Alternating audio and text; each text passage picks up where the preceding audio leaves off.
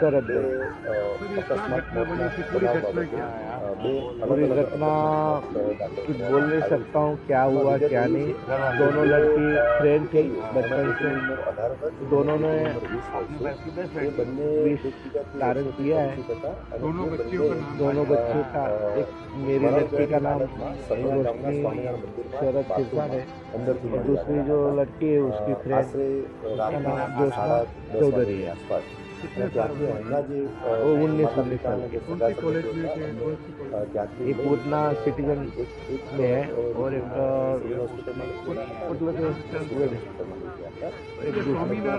मतलब स्वामीनारायण मंदिर में से दोनों की लाश मिली फर्स्ट फ्लोर पे वॉशरूम में।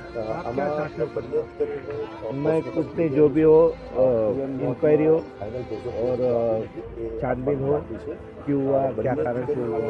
दोनों बच्चियों साथ में कितने साल से सिटी ग्रुप बचपन से कॉलेजમાં ફર્સ્ટ યરમાં અભ્યાસ કરે છે मातृभूमि स्कूल में साथ में ही पढ़ती थी। એ વાડિયા વુમેન્સ કોલેજમાં फर्स्ट ईयर में સેકન્ડ યરમાં अलग अलग कॉलेज में આ બંને દીકરીઓ ચેન્જ હુઆ। જ્યાં ડેડ બોડી જ્યાં મળી આવી એટલે કે સણિયા ગામના સ્વામિનારાયણ મંદિરના બાથરૂમની અંદરના ભાગે ત્યાં અમુક જે ડ્રગ્સની બોટલ ડ્રગ્સ એટલે કે એનેસ્થેસિયા એ એની બોટલ ખાલી બોટલ અને ભરેલી બોટલ મળી આવી અને સાથે સાથે ઇન્જેક્શન પણ મળી આવેલા હતા।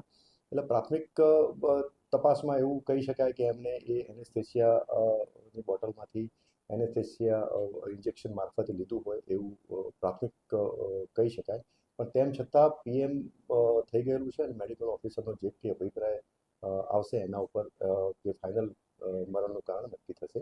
તે સિવાય આ બંને લોકોએ કેમ સુસાઇડ કર્યું છે એ બાબતમાં પણ પોલીસ જે છે પ્રાથમિક તપાસના કામે એમની સગા સંબંધીઓની પ્રાથમિક પૂછપરછ કરેલી છે। તેમ છતાં એમની ઊંડાણપૂર્વક તપાસ કરી અને નિવેદનો લેવાનું બાકી છે। વધુમાં એમનું જે મિત્ર વર્તુળ જે છે એમના પણ નિવેદનો લેવાના બાકી છે અને એની સાથે સાથે આ બંને દીકરીઓના મોબાઈલ ફોન પણ પોલીસે કબજે કરેલા છે। એમાં એમને પણ એફએસએલમાં મોકલી અને વધુ તપાસ એમાં કરવાની બાકી છે। એટલે આમ તપાસ અત્યારે પ્રાથમિક તબક્કામાં છે અને ફાઇનલ પ્રોસીજર આવવાનું બાકી છે। આ બંને મોબાઈલ પોલીસે મેળવ્યા એમાં મોબાઈલમાં થોડી એક હિસ્ટ્રી એવી જણાઈ આવેલી હતી। એમાં ચેટ જીપીટી વત્તા જે ફોટો ગેલેરીમાંથી મળી આવ્યું। એ આધારે કહી શકાય કે આ બંને દીકરીઓએ આત્મહત્યા કઈ રીતના કરવી કયા ડ્રગ્સથી કરવી એવી એમને સર્ચ પણ કરેલું હતું। એટલે એ બાબતે પણ થોડા ફોટો ગેલેરીનો ફોટો અને ચેટ જીપીટીમાં આ બંનેની હિસ્ટ્રીમાંથી આપણને જાણવા મળે।